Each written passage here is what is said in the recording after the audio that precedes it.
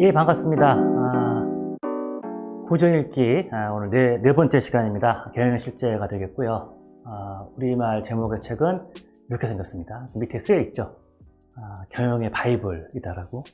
이 책에는 수많은 사례가 나옵니다만은 그 중에서도 특히 시얼스, 포드, IBM 이 세 개 사례를 갖다가 중심으로 해서 설명을 합니다. 그래서 저도 그에 맞춰가지고 좀 설명을 드리겠습니다. 목차는 이렇게 해서 서론, 파트 1, 2, 3, 4 결론은 되어 있고요. 전체 책을 분해하게 되면은 크게 이러한 하나의 그 표로 해석할 수가 있습니다. 첫 번째가 이 경영자의 직무가 뭐냐고 물어보는데, 경영자라 하면 본인이 일하는 게 아니라 다른 사람들에게 각자의 일을 하도록 지시함을 통해 가지고 본인의 업무를 완수한다는 거죠.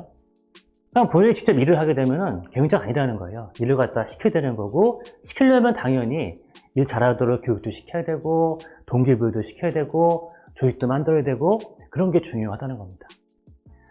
이 책을 이미 읽으신 분도 계시고, 한글판이요. 읽으신 분도 계시겠습니다만은, 경영자라는 단어가 많이 나오는데, 번역하는 과정에서 매니지먼트를 경영자로 번역하기도 하고, 매니저를 경영자라고도 번역하기도 했어요. 그러다 보니까 조금 읽으실 때 좀 깝깝하십니다. 헷갈리시는데. 그래서 저는 그냥 매니저는 번역판에 경영자라고 되어 있는데 매니저로 설명을 드리겠습니다. 드루커 교수께서 정의하시는 매니지먼트는 탑 큐 경영 의사결정이라고 보시면 되고, 매니저라 그러면 저 아래에서는 뭐 생산직의 반장부터 최고 저 탑까지는 최고 경영자까지 이르긴 하는데, 이 책에서는 최고 경영자 꼽는 거는 한 번만 등장을 하고요. 나머지는 대충 다 생산직의 반장, 마케팅 팀장 뭐 그런 거를 보시면 됩니다. 그래서 과거의 개념으로 블루 칼라, 화이트 칼라, 요즘 개념으로 팀원과 팀장 및 그 이상급이다 해서 팀장 및 팀장 그 이상급을 갖다가 매니저라고 본다 라고 이해하시고 전반적인 책의 내용을 이해하시면 좋을 것 같습니다. 크게 그 세 개 덩어리로 나눠져 있는데, 첫 번째가 그 사업을 경영하는 것 갖다가 이 시얼스 백화점의 예를 들면서 설명을 합니다. 지금은 뭐 시얼스 백화점이 좀 그렇게 됐습니다만, 한때 뭐 시얼스로 뭐 잘 나갔죠. 근데 잘 나간 게 누구 때문에 잘 나가느냐? 결국 이 두 명이 잘했다는 겁니다. 두 명 중에 한 명이 줄리어스 로젠월드고 또 한 명이 로버트 우드라는 분인 거죠. 뭘 잘했느냐? 찾아보면은 이 줄리어스 로젠월드 씨는 19세기 말에 이 미국 농부들이 별도의 독특한 시장을 형성하는 것을 발견합니다. 구매력은 낮지만 엄청난 인구인 거예요.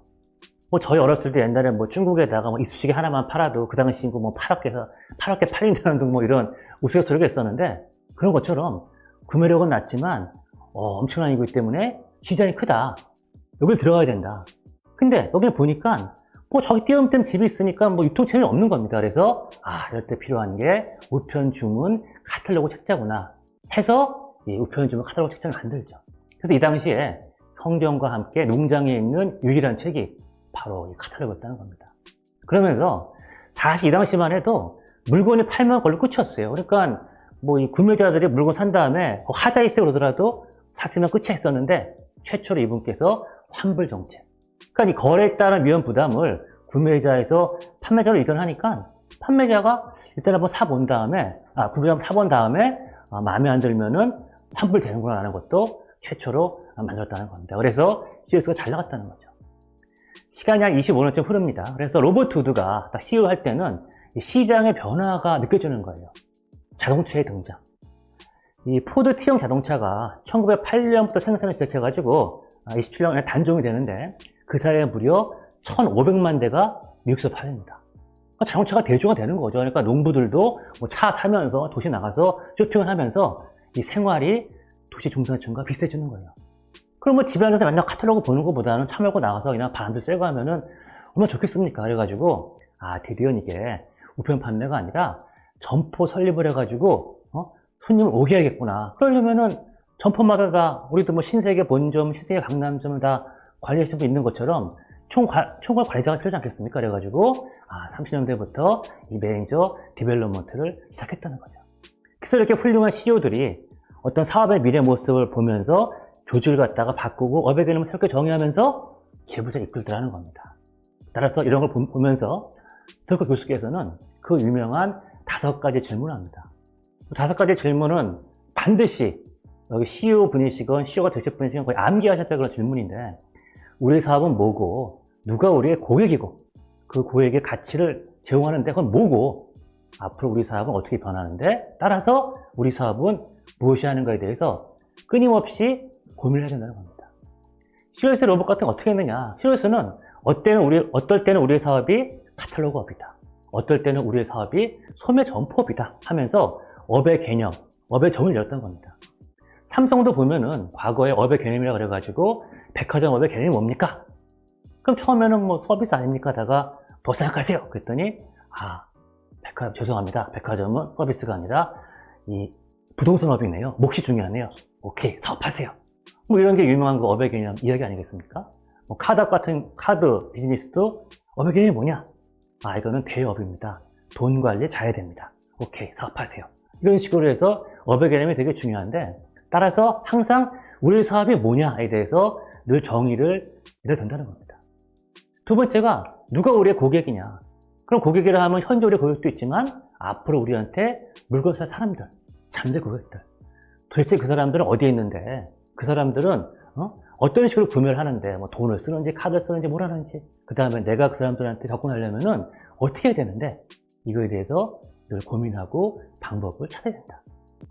그 다음에 고객의 물건 구매할 때에도 캐딜락 아주 비싼 차 아닙니까? 그걸 구매할 때 이 사람이 차를 사는 건지 아니면 사회적 위신을 사는 건지, 그걸 항상 우리가 생각해 봐야 된다는 게 도트로커 교수님의 말씀이시죠. 고객에게 가치를 제공하는 건 뭐냐? 일단 뭐 가성비, 가심비니까 가격 중요하죠. 근데 이게 다가 아니라, 이 당시에는 그 제조업 시대니까 품질, 내구성, 고장률, 제조업자의 명성, 부품의 순도 다 중요하다는 겁니다. 특히 중요한 게 내가 판단하면 안 된다는 거예요. 고객 가치는 직접 물어봐야 된다. 이럴 거야가 아니라 직접 물어보고 확인하는 게 정말 중요하다라고 말씀하십니다. 앞으로의 우리의 사업은 뭐 시장 잠재력, 유행기호, 혁신, 뭐 특히 고객의 미충돌 욕구 이런 건데, 더욱 중요한 것은 우리의 사업은 무엇이어야만 하는가. COS가 한때는 카탈로그였지만 이런 시장의 변화에 따라서 소매 점포업으로 변신했던 것처럼 항상 시대 흐름에 맞춰가지고 우리가 어떻게 사업 변신을 하고 어떻게 신규 사업 진출을 하고, 5가지 고민을 CEO는 항상 하고 있어야 된다고 말씀을 하시는 거죠. 자, 기업의 목적은 과연 그 이윤 창출에 대해서도 얘기가 나옵니다. 자, 군부대, 우리 군인, 존재의 의의가 뭘까요? 나를 지키는 거겠죠? 병원, 존재의 의의가 뭘까요? 환자 치료하는 거겠죠? 근데 기업, 존재의 의의가 뭘까요? 그랬을 때 돈을 봅니다? 좀 안 맞는 거죠. 그렇죠? 그러면은 군부대가 나를 지키고 병원이 환자 치료한다고 그러면은 도대체 기업은 존재의 의의가 뭘까? 덜커 교수님은 고객을 창조한다고 말을 합니다. 근데 이게 처음 들으면 이상해요. 고객 창조? 그게 무슨 의미야? 아니 이게 병 치료하는 것도 아니고 나라 지키는 것도 아닌데 고객 창조가 왜 중요하지? 라고 생각하는데 실은 깊은 뜻이 있습니다. 이 드루커 교수께서 이 경영학 공부하게 된 계기가, 이 사람들은 기본적으로 행복을 추구하는데 언제 행복감을 느끼냐면은 이 당시 제조업 시대니까 이 새로운 물건이 나와가지고 그걸 구매하거나 가능하게 되면은 행복감을 느낀다 그래요. 그러니까 물건을 구매할 수 있다는 것은 그만큼 본인이 행복감을 느낀다는 겁니다. 최소한 내가 이걸 갖다 뭐 10,000원 주고 샀다 그러면 최소한 그 이상의 밸류를 느끼는 살 거 아니겠습니까? 그만큼 행복한 거겠죠. 근데 만약에 이게 10,000원이 아니라 100만 원이다. 못 사는 겁니다. 저거 필요한데 갖고 싶은데 못 사요. 근데 이게 10,000원 됐다? 살 수 있는 거 아닙니까? 이걸 보고 드루커 교수께서는 니즈를 유효 수요, 이펙티브 디맨드로 전환시켰다고 말하는 거예요. 니즈는 그냥 아무나 저거 갖고 싶어 하는 건데, 유효 수요로 전환되는 순간에 내가 돈을 지불하면서 고객이 되는 거죠. 따라서 고객을 창조했다는 사람은 그냥 길 지나가는 행인 일을 갖다가 행복하게 만들어 주었다. 그래서 고객 창조라는 것은 결국 사람을 행복하게 하는 그런 기업의 어떤 존재 의구나라고 이해하시면 될 것 같습니다. 그럼 이걸 하기 위해서 정말 중요한 게 뭐냐? 결국은 마케팅하고 이노베이션 2개가 중요하고 나머지는 좀 상대적으로 좀 덜 중요하다고 얘기를 합니다. 여기서 말하는 마케팅이라는 거는 수요 진작. 수요 진작 시켜야지. 이거 수요 진작 시켜야지. 저거 좋은 거네. 사야겠네? 하고 사겠지 않겠습니까? 혁신이라 하면 더 싸게 공급하는 것도 있지만 더 좋게 하는 것도 있고 더 많이 하는 것도 있고 또 새로운 제품, 새로운 니즈 창출. 따라서 2개가 가장 중요하다고 얘기를 하고 있는 거고, 그럼 이유는 뭐냐? 이유라는 것은 결국 마케팅과 혁신으로 성과를 올렸으면은 그 성과가 얼마큼 올렸다고 하는 그런 결과다라고 덕호 교수는 해석하고 계시죠. 기본적으로 기업의 CEO는 8가지 목표에 대해서 생각을 하고 있어야 된다는 겁니다. 여기서 있는 주황색은 같은 챕터 설명하고 있고, 여기 보이는 회색은 뒤에 챕터에서 설명을 한다 그러면서 앞에 5개 먼저 말씀드리면은 시장 점유율이 매출액보다 더 중요하다. 왜? 매출액이 내가 올라가더라도 경제자가 올라가게 되면은 아닌 거다. 요새 코로나 때문에 내 매출액이 떨어지더라도 내 경제자가 더 떨어져 있으면은 난 그만큼 잘하는 거기 때문에 매출 자체가 아니라 시장 점유율을 보는 게 중요하다. 시장 점유율을 내가 무조건 다 갖는 게 좋은 거 아니다. 항상 이 독과점에 걸릴 수 있기 때문에 항상 이 독점에 생각을 하면서 내가 유지하는 이 맥시멈이 어딘지 갖다가 연구하면서 시장 점유율을 갖다가 잘 바라봐야 된다 얘기를 하고 있고, 혁신 그러면은 무조건 혁신하자가 아니라 숫자 목표가 있어야 된다. 예를 들면 화학업종 같은 경우에는 뭐 매 10년마다 75%의 제품을 신제품을 바꾸겠다거나 이런 확실한 숫자 목표가 있어야 그걸 달성하기 위한 노력을 할 수 있다는 거죠. 생산성 높여야 되는 거고, 이 물적 자원 및 재무 자원, 캐시플로우와 유사한 그런 개념일 텐데 재밌습니다, 이것도. 자, 기업 운영에 필요한 자금에 대해서 계획도 없이 목표 수립하는 것은 불을 켜지 않고 통닭을 오븐에 올려두는 것 같다는 거예요. 아니, 오븐 암만 좋으면 뭐합니까? 불 안 켜면 통닭이 있겠어요? 마찬가지로 목표 수립하는 거 좋지만 자금 계획 같이 가야지 이게 제대로 운영된다는 거고, 수익성 같은 경우도 25%가 목표더라도 경기가 좋을 때 나쁠 때이기 때문에 경기 변수를 고려해서 뭐 좋을 땐 40%, 안 좋을 땐 12% 이런 생각 갖다 골고루 해야 된다고 말씀을 하고 계십니다. 그 다음 챕터에서는 이 매니저를 관리하는 것에 대해서 프로자동차 사례를 들면서 얘기를 하고 있어요. 자, 프로자동차가 1920년대 초, 그러니까 모델 T 잘 나갈 때만 해도 마켓시어가 67%였답니다. 근데 한 15년 사이에 마켓시어가 20% 떨어지는데 그 사이에 어느 한 해도 이익을 내지 못했다 그래요. 왜 그랬냐 봤더니 이때 무슨 헨리 포드가 해리 베넷이라는 사람 통해 가지고 비밀 경찰제를 운영하면서 자기 종업원 중에서 나쁜 사람 찾고 막 문제가 있는 거죠. 헨리 포드는 원맨 경영의 대명사입니다. 내가 다 하겠다. 관리자, 매니저 필요 없다. 헨리 포드가 원했던 거는 기술자뿐이었다 그래요. 그래서 심지어 이 포드 자동차가 운영하는 제출소가 있었는데 거기 최고 책임자가 자기가 구입하는 석탄 가액을 물었다는 겁니다. 말이 됩니까 이게? 그러니까 경영할 의욕이 나겠어요? 그러니까 다들 내가 그냥 일을 하는데 야 빨리 헨리 포드 은퇴하고 아들 좀 물려받아라 기다리고 있었는데 글쎄 아들이 에리셀 포드가 암으로 먼저 죽습니다. 그러니까 부랴부랴 그때 이제 군대에 있던 손자 헨리 포드 2세가 제대하면서 회사에 조인하고 45년대에 사장을 맡죠. 그러면서 이 어니스 브릿지라는 사람을 부사장으로 임명을 하면서 서서히 실적이 회복이 되는데 핵심 메시지는 결국 기업은 혼자 하는 게 아니다. 매니저가 있어야지 운영이 가능하다라는 것을 설명하고 있습니다. 매니저의 주요 이슈에 대해서 목표 관리, 매니저 관리 얘기를 하고 있는데 이건 주로 제가 재미있는 사례 위주로 말씀을 드릴게요. 목표 관리. 아무 목표는 중요한 게 아니라 좀 제대로 된 목표가 중요하다는 겁니다. 파손된 화장실 문에 불가사리한 내용이 있어요. 이게 뭐냐면요. 어떤 철도 회사에 회계 감사역이 이제 조인을 했는데 대합실에 보니까 항상 해마다 그 대합실에 문이 파손된 거예요. 화장실이. 들어갔다가 대체하기 위해서 큰 돈이 들어갔는데 가만히 그 규정 살펴보니까 그 규정상 화장실 문을 항상 잠궈두게 되어 있습니다. 그렇게 좀 위험하니까 잠궈두는데 제일 처음에 열쇠가 여러 개 있었는데 어느 해인가 부임한 CEO가 경비 절감한다고 각 화장실당 열쇠를 하나만 좀 바꿨답니다. 그래서 그 해인가 $200인가 절감됐대요. 되게 좋아했겠죠. 근데 사람들이 화장실 갈 때 들어갈 때 마음하고 나올 때 똑같지 않잖아요. 급할 때 제발 주세요 들어갔는데 볼일 보고 나서는 반납을 안 하고 그냥 어떻다고 가버린 경우가 부지기수라는 거죠. 근데 규정상 문은 잠가야 됩니다. 그럼 그 다음 사람들이 와서 문 열어야 되잖아요. 키는 없고. 근데 실은 그 키 값이 20센트인데 자기 돈 내고 하더니 내 거 잘못한 것도 아닌데 아깝고 막상 회사한테 이걸 좀 달라 그랬더니 이거 자본 지출이라서 본사 승인 필요해 6개월 기다려. 화장실에 가야 되고. 그러니까 그냥 급하게 문을 갖다가 부신다는 겁니다. 그래서 각 소규모 역마다 저 빨간색 가름이라면 펴보면은 도끼를 갖다가 준비해가지고 문을 부셨다는 거죠. 그래서 도대체 $200 아끼려고 했다가 연간 화장실 물을 얼마 쓰느냐? 무려 그 100배인 2만 달러를 쓰고 있다는 거죠. 그래서 어떤 목표 관리를 한다 그럴 때 이게 아니라 위에 있는 큰 그림을 보고 작업을 하는 게 매우 중요하다는 말씀을 하고 있는 겁니다. 이 대목 좀 와닿았었는데요. 보고서 업무 처리 절차 검토할 때 최소의 5년에 한 번씩은 모든 서류 양식을 검토하고 그 사용 여부를 결정하라는 거죠. 쉽지 않습니다. 그래서 저 교수께서는 일단 모든 보고서를 갖다가 2달 동안 쓰지 마세요. 힘들겠죠. 쓰지 않은 다음에 2달 지난 다음에도 이거는 그래도 꼭 필요합니다 라고 하는 것만 다시 쓰세요라고 얘기했더니 처음에는 고통스러웠지만 2달 지나니까 없어도 되네. 한 4분의 3이 날아가고 4분의 1만 남았다는 거죠. 그럼 보고서 쓰는 시간, 보고하는 시간 다 세이빙 되면서 충분히 더 업무 쪽으로 일을 돌릴 수 있다는 겁니다. 조직 정책에서 얘기하는 것은 이 조직이라는 건 도대체 뭐냐? 이게 훌륭한 사람이 아니라 평범한 사람이 모여서 아주 그 비범한 일을 할 수 있도록 하는 거다. 큰일 하는 거다. 그래서 make common man. 보통 사람들이 do uncommon things. 대단한 일을 하는 게 바로 조직이라는 겁니다. 결국 개인은 못하는 일을 하는 게 바로 그 조직이라는 거죠. 가장 유명한 사람은 카네기죠. 그래서 묘비, 명예 이런 게 이제 쓰고 싶었다는 거 아닙니까? 자기보다 우수한 사람들, 자기 곁에 모을 수 있는 사람들 여기 잠들다.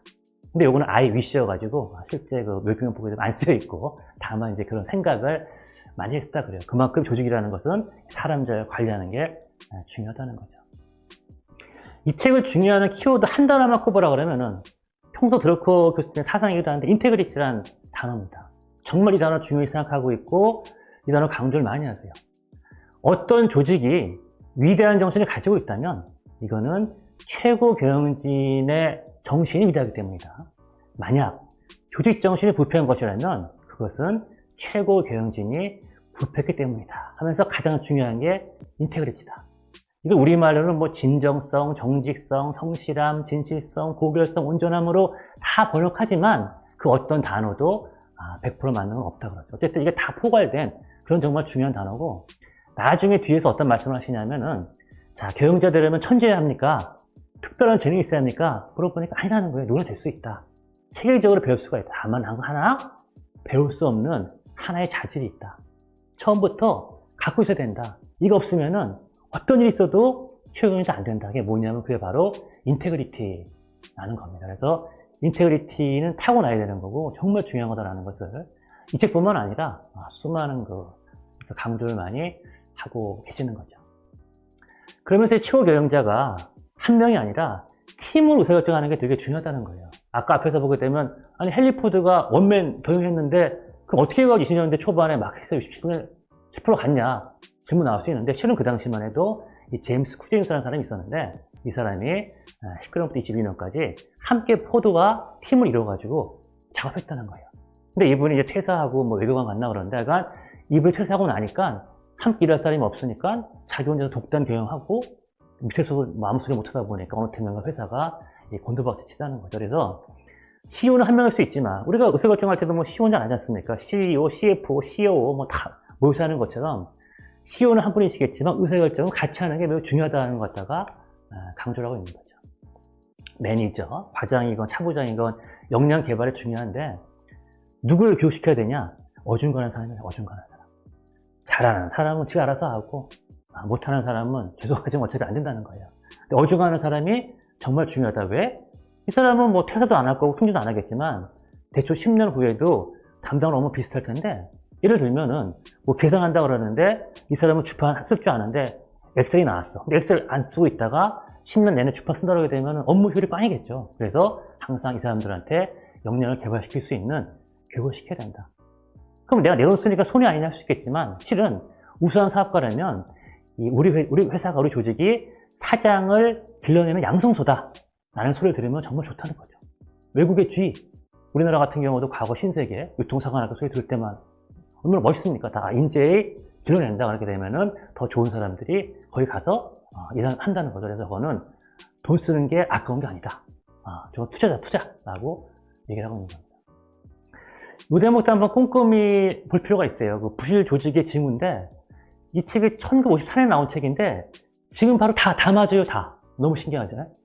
자, 경영계층의 수가 증가한다. 무슨 뭐 이사보가 생기고 상무보가 생기고 또는 간접인원이 증대한다. 뭐 조정력, 상담력, 보좌관, 이거 다 부실조직의 짐을 하는 겁니다. 역사상 가장 오래되고 가장 규모가 크고 게다가 가장 성공적인 조직이 카톨릭 교회인데 거기 보게 되면 교황, 그 다음에 교구의 사제, 그 사이에는 하나의 계층인 주교다. 결국은 3단계 아니냐. 뭐 팀원, 팀장, 뭐 CEO 그런 식으로 해서 이 단계를 줄여야지 뭐가 낀다거나 옆에 뭐 간접이나 들어가는 거 그거 다 부실조직의 진부다. 공식 채널을 통해서만 일을 하려고 하는 거 이것도 부실조직이다. 뜨끔하더라고요. 저도 보게 되면은 뭐 일을 같이 하자 그러면은 전화를 얘기하자면 전화하지 말고 협조 공문 보내는 얘기 많이 들었거든요. 그러니까 이거 내가 한 게 아니라 다 네가 시켜서 하는 것들은 다 증거를 남겼다는 거. 이러면 이게 메인이 하는 게 아니라 아무래도 좀 거시기한 거죠. 또 하나 흥미로웠던 게 경영층의 연령 구조가 한쪽으로만 치우치는 것도 안 좋다는 거예요.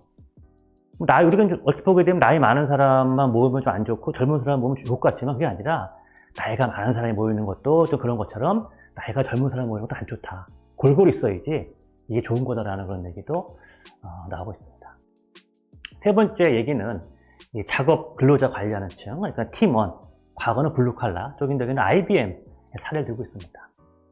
이 토마스 왓슨 이 사장이 이제 컴퓨터 막 하니까 여공 앞에 가서 보니까 이날 제조업 시대니까 막 열심히 해야 될 거 아닙니까? 근데 안에 그 여자 일하시는 분이 가만히 이제 있더라는 거예요. 그래서 당신 일 안 하냐고 그랬더니 지금은 기계공을 기다리고 있다. 그가 와서 새로운 작업을 할 수 있게 공구를 세팅이 된다. 그래가지고 취업하면 안 되냐 그랬더니 아니 뭐 하도 뭐 되긴 되지만 내가 하는 게 아니다. 그래가지고 왔으니 희한하네. 그래가지고 한번 알아보니까 이 기계공을 기다리라고 매주 몇 시간을 낭비하고 있더라는 거예요. 일주일에 근무 시간 뻔한데 몇 시간이면 어마어마한 거잖아요. 그래가지고 이거 아니다. 그래서 작업자 모든 사람들한테 자신의 기계를 재조정하는 법을 갖췄답니다. 불과 며칠 만에. 그랬더니 이제 재조정하는 작업이 작업자의 직무가 추가되면서 훨씬 더 능률이 올랐다는 거죠. 그러면서 러커 교수님 말씀이 직무 확대, 이 잡 일라지먼트는 이 생산량과 품질에 있어서 예상하지 않았던 개선 효과를 가져온다. 직무 확대가 매우 중요하다는 얘기를 하는 거죠. 아무래도 이제 팀 원급이고 과거의 블루칼라니까 이 생산성은 책임을 져야 되는데 이 높은 생산성이 어디서 오냐 봤더니 결국은 모티베이션, 동기부여더라. 실제로 마셜 플랜에 의해 가지고 유럽에 있는 기업들이 와서 미국 사서 한번 공부했답니다. 그래서 미국 기업들은 뭘 잘하길래 이렇게 생산성이 높나? 좋은 기계를 쓰나? 좋은 도구를 쓰나? 기법을 좋은 거 쓰나 봤더니 이게 아니라 참된 원인이 이 경영자와 근로자의 기본 태도다. 그래서 그들의 결론이 생산성이라는 것은 태도의 문제구나. 내가 열심히 하겠다 또는 에이 대충 하겠다 이런 태도가 문제다. 그러면 열심히 하겠다고 하는 게 동기부여 아니야? 동기부여? 그러면 동기부여를 갖다 어떻게 만드느냐? 교수께서는 네 가지예요. 네 가지. 첫 번째가 신중한 인사 배치. 적재적소. 맞죠? 당연한 얘기죠. 재밌게 봤던 게 두 번째 거. 높은 성과 표준. 일을 갖다가 적당한 걸 주는 게 아니라 항상 감당하기 어려운 도전. 그 정도 갖다 주라는 거예요. 이걸 보는 순간에 저는 이제 미하일 교수의 이 플로우라는 개념이 떠올랐어요. 그렇구나. 이 플로우가 요약하게 되면 이거 아닙니까? 한쪽이 이제 과업의 어려움이고 또 하나가 나의 스킬인데 내가 스킬은 뛰어난데 과업이 쉬우면은 일할 때 지루해요. 뭐 재미없죠. 내가 실력이 별로 없는데 과업이 좀 어려운 거잖아요. 불안해요. 근데 제가 몰두해가지고 막 열심히 일하잖아요. 그러면 불안감이 점점 사라지면서 내가 몰입에 빠지면서 재밌어져요. 저 플로우라는 게 바로 행복감을 느낀다는 개념인데 그때 정말 이 종업원들도 행복감을 느끼면서 내가 실력이 늘었구나 라고 기뻐한다는 겁니다. 그래가지고 결국은 항상 그 감당하기 어려운 도전을 줘야 일하는 사람도 재밌고 배우는 게 있고 일이 끝나고 나서 더 기뻐한다는 거죠. 적합한 정보 제공이라 함은 단순히 이 일을 해라고 시키는 게 아니라 현재 당신이 하고 있는 업무가 회사 전체의 목표와 어떻게 연결이 되면서 결국 당신이 한 일이 궁극적으로 사회에 어떻게 기여한다까지 해주게 되면은 더욱 이제 기쁜 마음으로 동기부여 열심히 한다는 거고, 사내 공동체 참여는 회사의 행사, 무슨 뭐 마라톤 대회가 됐건 뭐 호프데이 술 한잔 먹는 게 됐건 간에 거기에 자주 참여를 시켜야 내가 이 회사에 소속이 돼 있구나, 하다못해 연말 송년회 준비가 됐건, 그러면서 내가 하는 행동 하나하나가 일이건 일이 아니건 내가 하는 행동 하나하나가 우리 회사의 성공과 생존에 책임이 있다 느끼도록 만드는 게 매우 중요하다는 거. 지금 봐도 뭐 다 맞는 그런 거 얘기인 거죠. 이 챕터 중에 또 전문직 종업원 관리 포인트가 또 그 재밌었어요. 보니까 사실 제가 경제고 출신이라 더 와닿는지 모르겠는데 이 위원회를 구성하랍니다. 약간 이제 특허 담당부가 있을 때 여기에만 일 주게 되면은 자기네끼리 연구만 하지 결과 안 나온다는 거예요. 그래서 거기 있는 사람들 플러스 현업에 있는 관련자 모아가지고 같이 완전히 끝장 토론을 시켜라. 자주 할 필요 없고 2달에 한 번. 그치만 한 번 모였을 때 3일 내내. 그러면 뭔가 근사한 게 나온다는 거죠. 그러면서 또 연구직이나 전문직 사람들은 관리 너무 기대하지 마라. 그런 사람들은 설사 관리하는 걸 고통스럽게 생각하지 않더라도 그런 거 싫어한다. 알증 느낀다. 그 다음에 전문직 종업원 거꾸로 절대로 감독하려고 하면 안 된다. 이 사람들은 감독받기 싫어한다는 거예요. 그래서 상사와 부하의 관계가 아니라 무슨 그 대학의 원로 교수와 젊은 교수처럼 대하는 게 오히려 효율이 많이 난다 그러고 있고. 마지막 얘기 그 외부 활동 기회. 이분들이 전문 분야 협회에 참여하도록 한다거나 대학에서 이 파타임 강의를 하도록 한다거나 또 자기 속한 분야에 대해서 추가적으로 교육받을 기회를 주는 게 매우 중요하다. 그래서 정말 참 대단한 해안이다라는 것도 이 대목에서 많이 느꼈습니다.